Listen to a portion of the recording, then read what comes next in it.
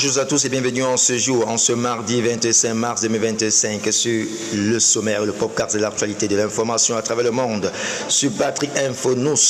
Vous êtes bel et bien sur Patrick Info News et restez scotché et restez des nôtres. L'actualité qui titre le sommaire de ce jour. L'actualité en RSCA, en République Centrafrique. Facebook a récemment bloqué un post de Martin Ziguele, l'ancien président d'un parti d'opposition, qui parle d'atrocités qui auraient été commises par les mercenaires du groupe Wagner, avec les ordres donnés aux mercenaires par le président de la République centrafricaine lui-même. Allez lire les raisons pour lesquelles Facebook a-t-il bloqué le compte de Martin Ziguele en République Centrafrique. L'actualité qui bat son plein du côté maintenant du Soudan. Le Soudan veut-il ouvrir un nouveau front avec le Tchad? C'est du moins que laissent présager les menaces préférées par le numéro 2 de l'armée régulière, le général Yassi El-Atta.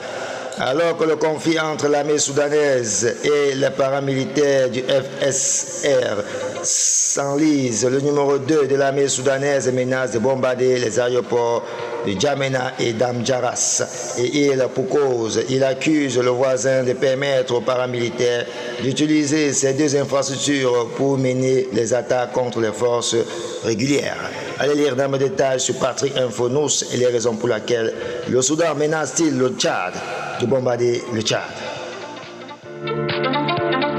L'actualité qui poursuit et qui bat son plein toujours est du côté maintenant du Tchad en réplique. Le Tchad a répondu aux déclarations d'un haut cadre de l'armée qui menace de bombarder les aéroports de N'Djamena et d'Amdjaras.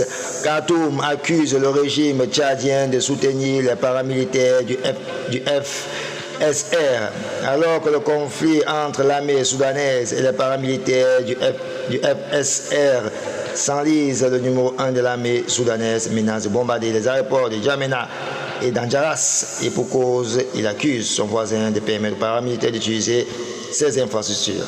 Allez lire dans le détail les raisons pour lesquelles N'Djamena s'injure-t-il et répond à cette tentative. L'actualité qui bat son plein fin des médiations avec l'Angola entre